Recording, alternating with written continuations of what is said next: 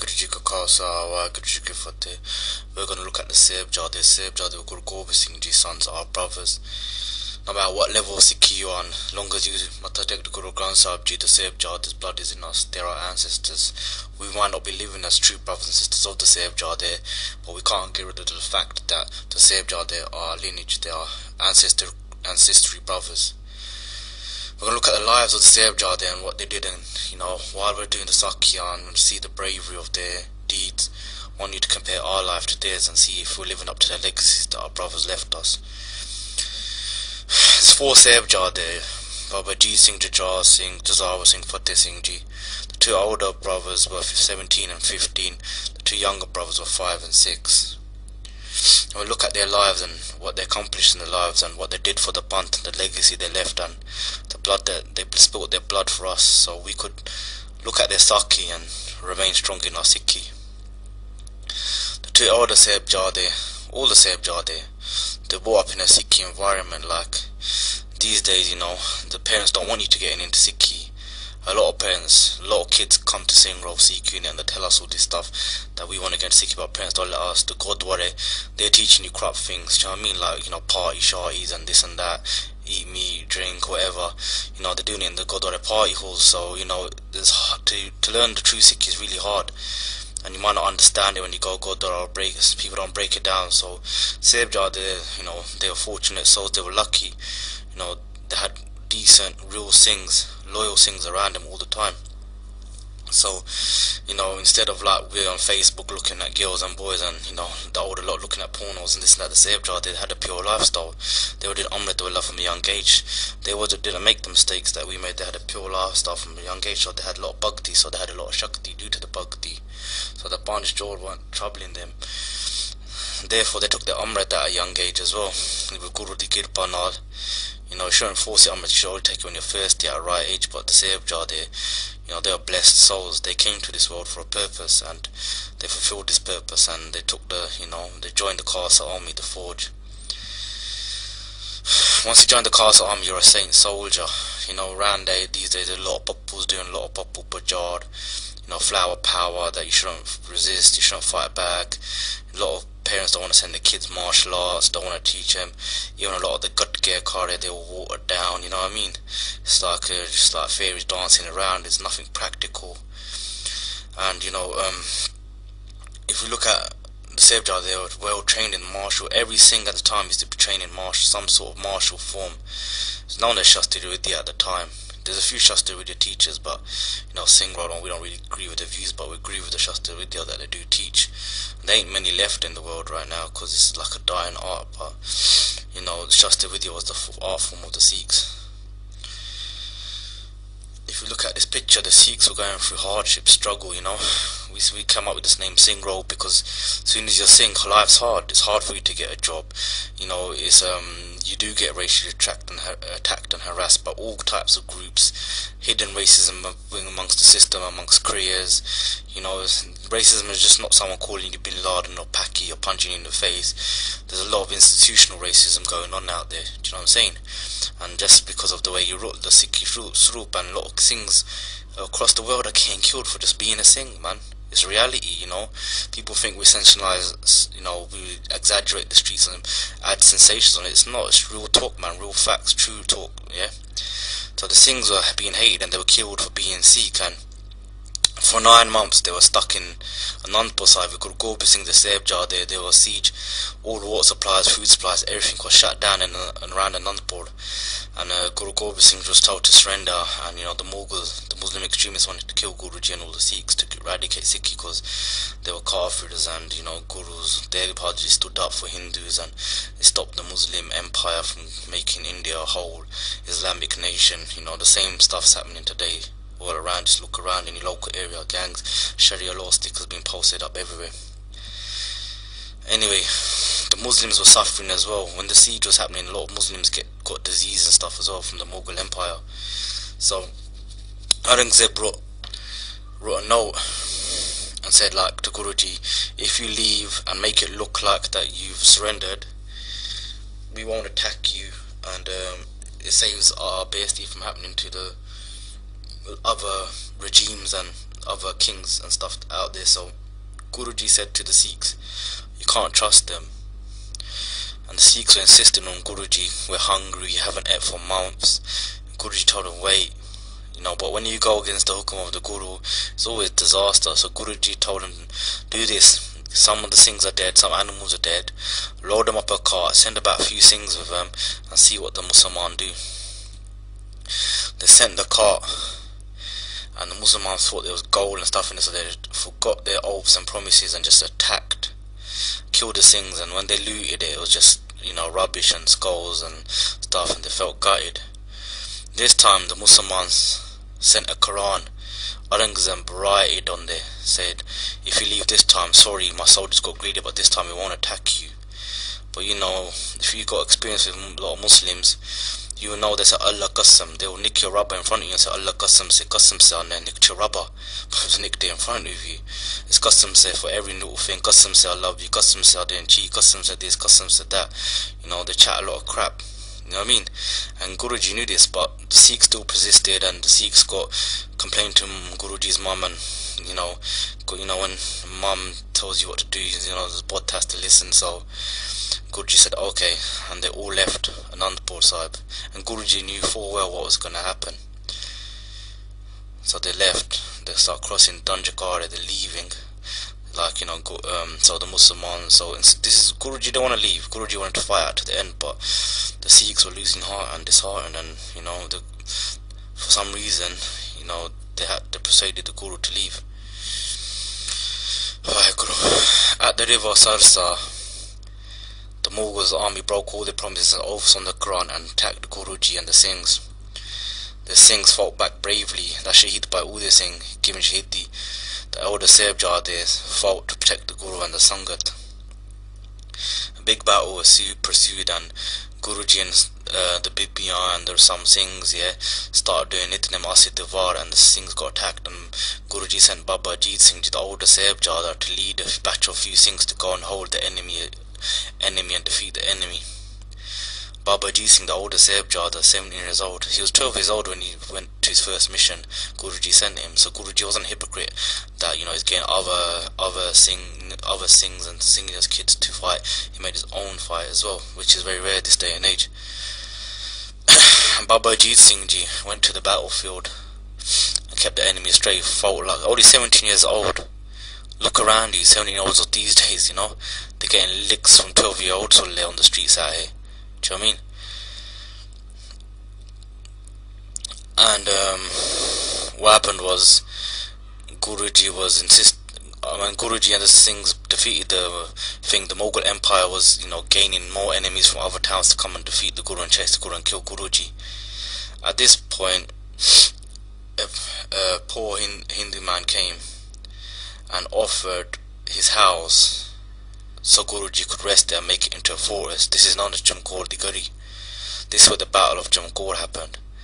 So Guruji, the Sahibjade, and you know, after split up the Sahibjade, the younger Sahibjade and Mata, Guruji's mum, and all the other Singhs, they all split up, but Guruji was left with 2 older Sahibjade and about 40 Singhs, and they stayed at this house, this JAGOWALE, and Guruji was making battle plans with the Singhs that the enemy's gonna come and this is what we're gonna do, and Guruji was saying that he wants to get Shaheed too, and this is how we're gonna fight.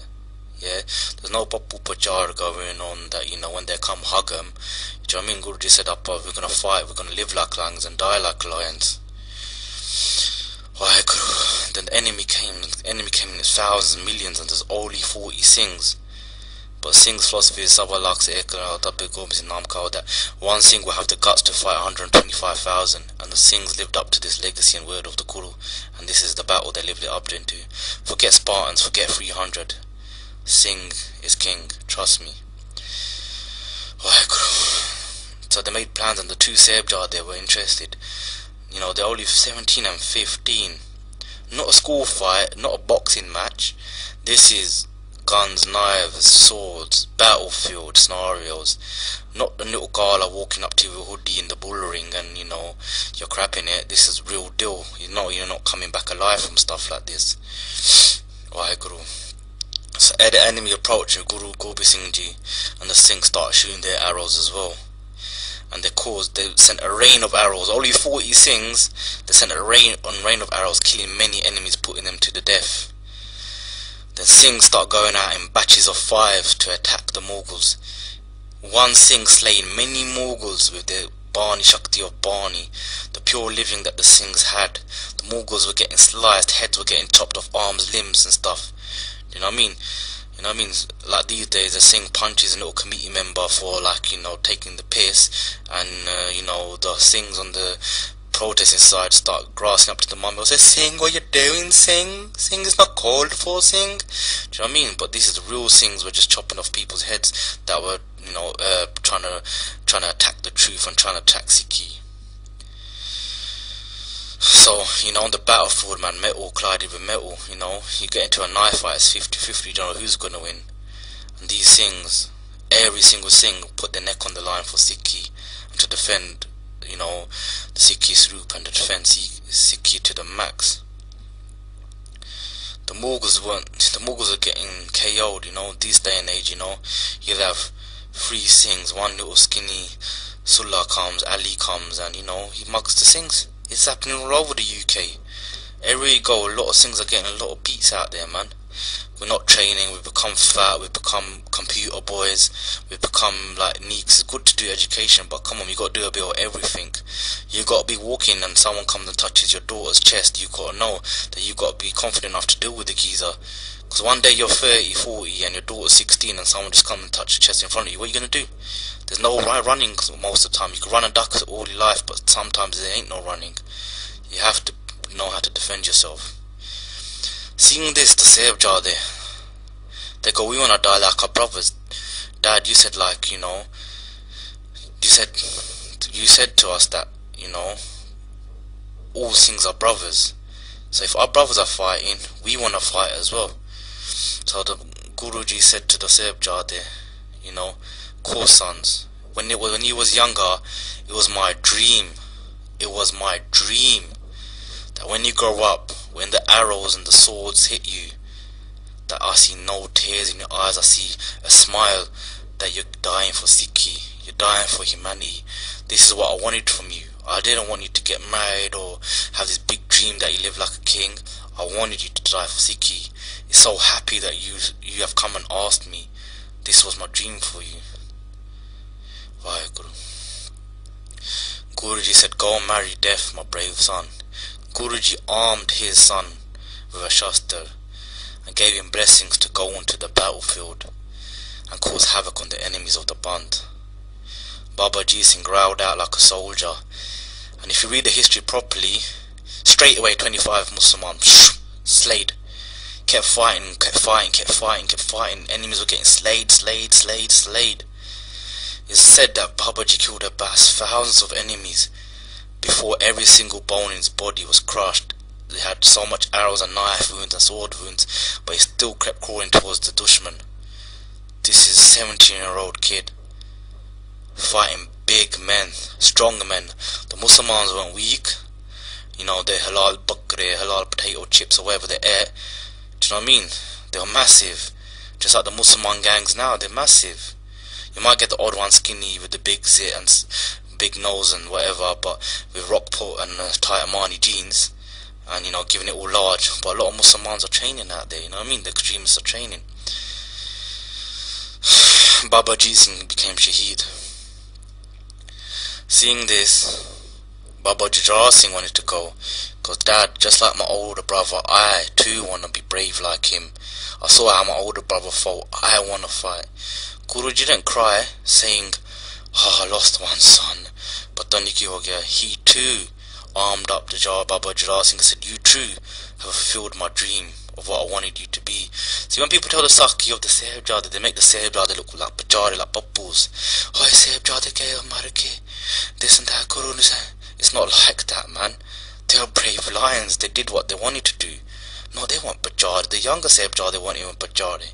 But when people tell the Sakhi on these PANTH times or all this, they make them like, "My dear Sahibzades went, and they were killed. They fell on the battlefield.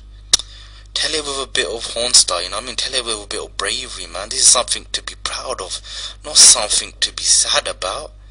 Do you know what I mean? Yeah, it's sad what was happening to the Sikhs, but the way Sikhs dealt with it wasn't sad. It was inspiring. It's like what kind of got me into Sikhi. Do you know what I mean? And the younger Sahibzada too caused havoc on the enemy, man. Put spears through the heart. Do you know what I mean? Like, they wasn't bubbles, man. These 15-year-old. These days you tell two 15-year-olds to have a little punch up with rubber gloves and head guard. You know, I'm not being bad. You know, the dirty comes out. Guruji too took in the battle, man. Just any enemy that came near the fortress, Guruji done him. Guruji sent arrows, and on these arrows he put letters which will break the hearts and, you know, break the morale of the enemy. And Guruji too was getting ready for the battlefield, but the Banj Singh done Benti. Ape Gur Jella. That's what Guru Gobind Singh said. All our prophets commanded their disciples, but Guruji was the disciple and prophet in one. Banj Singh, Guruji bowed down to Banj Singh to get Amrit. You know what I mean? Five pure Singhs is that Guru Rupim themselves. And then on Benti says, Guruji, there's a lot you got left to do for Sikhi. We cannot afford you to get Shaheed today. And Guruji left, but Guruji said, I will leave, but I will not leave normally like a coward. I will leave like a brave lion of Gal Burakji. So Guruji took his Galligi off and put it on Bhai Sangat Singh Ji. Bhai Sangat Singh Ji looked exactly like Guru Gobind Singh Ji. So the enemy thought Guru Gobind Singh Ji was still in the fortress. When Guruji left, he left 12 at midnight. He blew a big horn, so the enemy gets awakened, so they know that the Guru, something's happening, like a battle horn. And it said that a bright light from a Gal Burak shone on Guru Gobind Singh Ji's head, and the enemies followed this light. And as Guru Gobind Singh was riding, loads of enemies got put to death with arrows, and Guruji escaped. By that time, all the Singhs, by Sangashi, all the Singhs had got Shaheed by going to the battlefield. The Muslims actually fought, they killed Guru Gobind Singh Ji, they were happy, they were rejoicing. One Singh was left by Sant Singh Ji. He was in the fortress on his own. And man like me and you would play dead or run away, whatever, yeah. But Bhai Sangh Ji said, my Guru said, Sawalak se ek rao tabe Gobind Singh naam kahon. He came out and fought like a lion. Millions of enemies. He came out by himself, fought like a lion. Why Guru? And then Guruji was in Machawala jungle barefoot. You know, two older Sahibzada there, didn't know where his wife was, didn't know where his mum was, didn't know, you know, blisters on his feet, no shoes. The only thing he had left was his Qurban. And he said, Mitra pyar na kana halam rida kana. He said, in this harsh conditions, Guruji was happy, sleeping on rocks with blisters on his feet at one blunt Qurban. Guruji said to Shaheed Singh from Battle of Chimkor, Shaheed Singh came to do a darshan of Guruji before he went to Sachkhand. He said, tell the beloved I'm in ecstasy.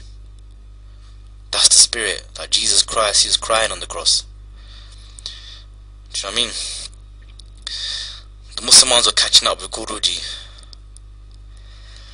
And, you know, earlier on at Anandapur, 40 Singhs had skanked Guruji as well.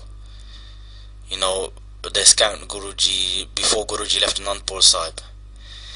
And then 40 Singhs went back home. And they signed a letter called the Badwava, that we are not your Sikhs and you are not our Guru.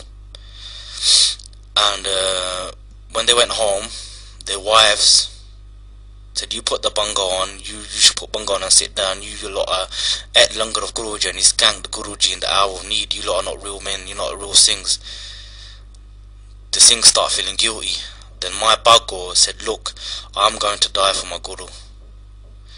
Are you coming or not? All the 40 Singhs that left Guruji jumped back on the horses and my Baggo led them. This is equality. My Baggo led them, and Guruji was getting chased by Mughals and they were catching up to Guruji. The 40 Singhs catched up with Guruji. They all gave Shahidi. These lot are called Jali Mukte, they come in their das. My Baggo was the sole survivor. My Baggo became Guruji's bodyguard. She lived a very long time. She had 25 knife wounds on her body. Our history is very deep, it's very emotional. All the Jali Singh became Shaheed, and Guruji and a few Singhs, handful of Singhs, went to take refuge in a town. The town got scared. They knew that Guruji was a fugitive, because people used to call Guruji a Dakko. You know, anyone that sticks up for the truth these days, they're always condemned. You know what I mean? They're always slander against them, and you know, people make a lot of crap about them. And the same thing happened to Guruji, a lot of slander. And the town put Guruji on a decoy. They made Guruji go for a brick kiln. They thought the horse would get hurt and Guruji would fall and die. That's how evil some people were. And when Guruji went on there, the horse cooled the brick kiln. The brick kiln's hot. It's a hot thing. And when they saw this, they felt regret and repented. Anyway, a Sufi saint came and he gave Guruji a place to stay, fed Guruji, gave him langar and everything. And then the whole town got surrounded by Mughals. There was a total siege, and there's only a handful of Sikhs, and the Guru and the Singhs wasn't prepared for a proper war. So some next two Sufi saints came, Nabi and Gabi Khan. These were on the Guru's side. They knew the regime was wrong, and you know, there's good and bad people in every religion, you get me? And these lot recognized the Guru as the true Guru, the true prophet. They dressed Guruji as a beard, the beard, and they got Guruji out of all the, you know, the cordoned off barricades and what was done. And they helped Guruji escape. And all they asked for was, in reward, was a gift from the Guru, and the Guru gave a Ganga and a bit of his case. And you know, the descendants of Gabi and Nabi Khan still have that Ganga and case. While all this was happening, the younger Sahibzade was split with Mata Guji, Guruji's mum, our grandmother, and a few Singhs. She had a few belongings and a few gold, and two Sahibzade, 5 and 6. They met Guruji's old cook, a Hindu cook called Gangu, and he told them, look, I beg you, you know, I used to work for the Guru, and you lot have offered my wages. I want to repay you guys. You could stay at my house. But deep down, he saw the belongings in Mata Guji's thing, and his intentions were bad. It was to steal the gold of Mata Guji and, you know, seek a reward for their capture. He took him to his house. At night time, he came in and stole all Mataji's belongings, the money, the gold, whatever Mata Guji had, while the two young Sahibzade were sleeping. Mata Guji clocked him, but she didn't say nothing. The next day, she questioned Gungu. She goes, look, none of the doors have been broken into, none of the windows. I had my bag, it's been missing. You know, you must have, you know, that's what she said. And Gungu said, are you accusing me of being a thief? Then he had already went and reported to the police. I have Guru Gobind Singh's mother and two younger sons. The police came and arrested them, put them in jail in a cold tower. It was winter, December. You know how cold it gets in a tower, high up. 5 and 6 and our grandmother. Look at your grandmother. Think about your grandmother, how old they are, how weak they are. But Mata Guji, she told him, Guru Arjan Dev Ji, Guru Tegh Bahadur Ji, your grandfather, your great grandfather, your dad are lions. My little lions, my warriors, don't fail the test. These people are going to try to break you. Make your dad proud. Make the lion history proud. She told him sucking, I made them do Bard, read Barney, put some Shakti into them.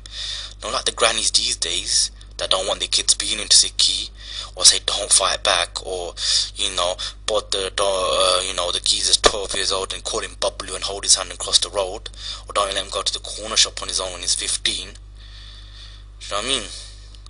The Sikhs were streetwise at the time. They knew what to do. They knew what the score was.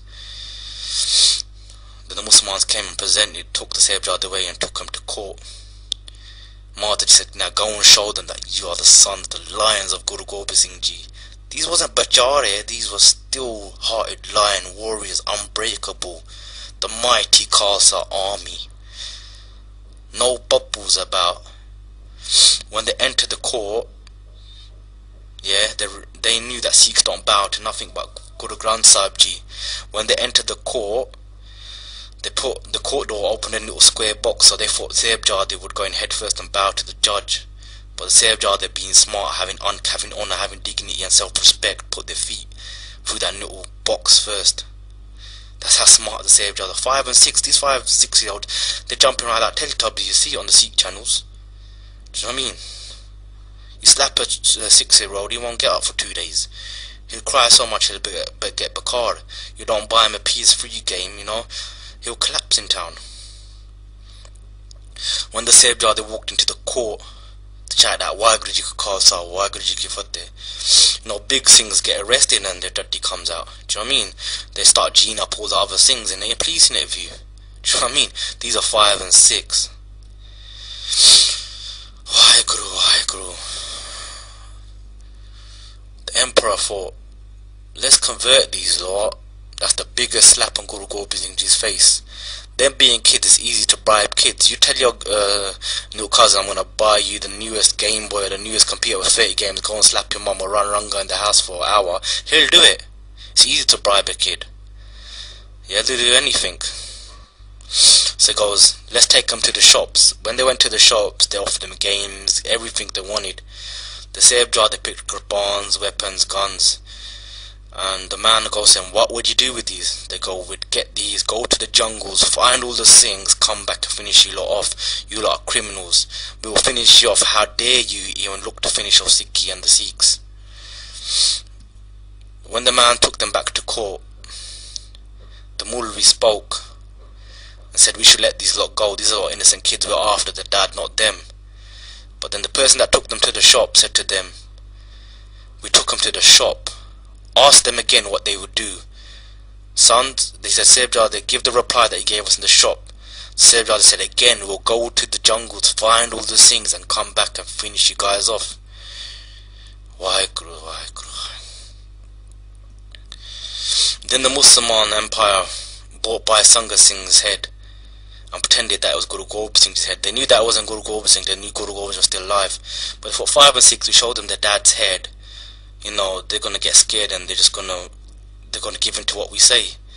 When they showed the Safeguarders by Sangha Singh's head, the Safeguard done Bole, SOORMEH, Sausage, God, and said no one's alive to kill our dad.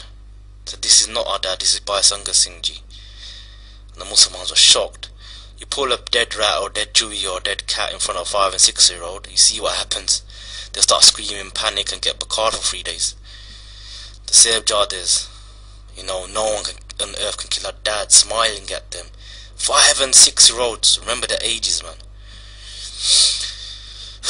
Then the Mulvi that said let them go, little kids, he said, look, these are the offspring of snakes, it's best to kill them.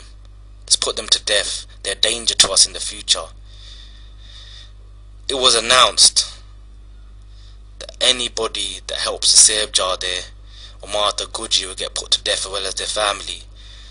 One Hindu geezer,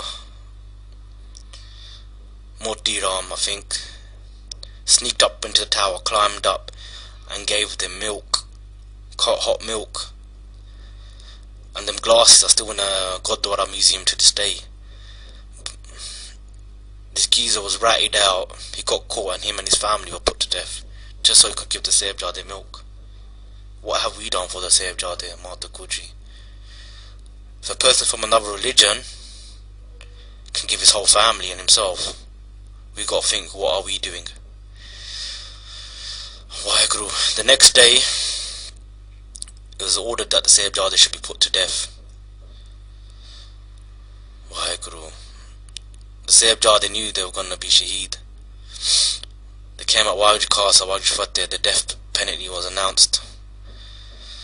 The aim was to prick them to death so they suffocate, but the wall kept falling every time it went to near the head of the Safeguard, near the chin of the Safeguard.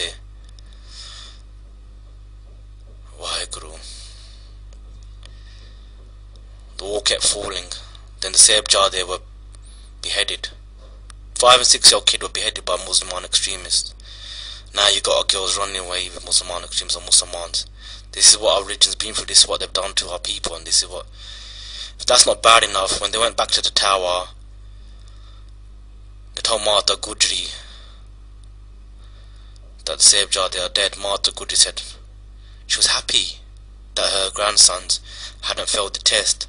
Seeing this reply, they threw Mata Gujri off the tower.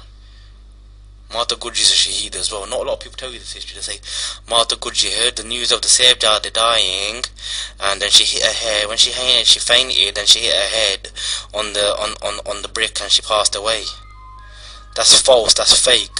Mata Gurji knew they were going to be shaheed. She was encouraging them to be shaheed. How can the mum of Guru Gobind Singh Ji be weak? Never. That history is fake. Yeah, people are changing our history to make us look weak.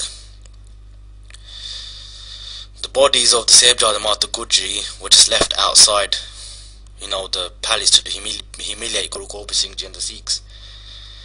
Dudharmar, a local Hindu jeweler, came. He sold all his jewelry shop, all his wife's jewelry, and he tried to bribe the king into buying the bodies of the Sahibzade.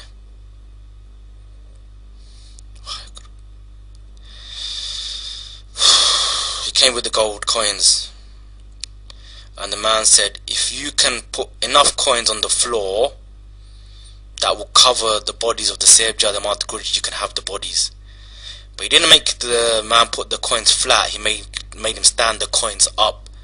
Guru Di Kirpanal, he had enough coins, and he took the bodies and done sanskar of our brothers and our grandmother.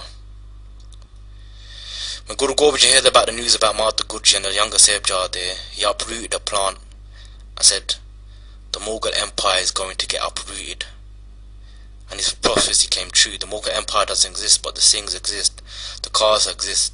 It might be weak right now. There might be a lot of snakes, fakes and everything in there, but there is true Singhs across the globe.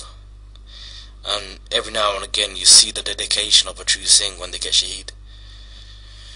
I want you to think, whatever you're doing in your life, drinking, smoking, messing around, having sex before marriage, having sex with bare mans, checking sulle, checking, non-Sikhs, man. We need to try to marry Sikhs so we can have Sikh kids and raise them like the Sahibzade were raised. They gave up blood. They gave their blood for us. Our brothers gave up their blood for us. What are we going to do for them? We don't want to be super gyanis. I know not everyone's going to take the Amrit.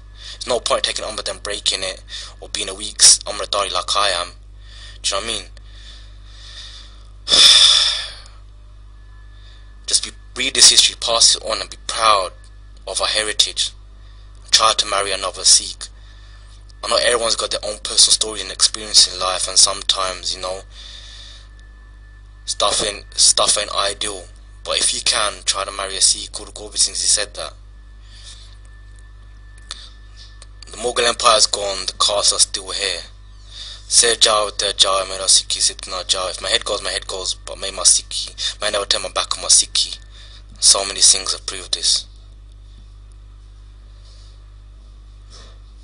Wajik Khalsa, Wajik Fateh.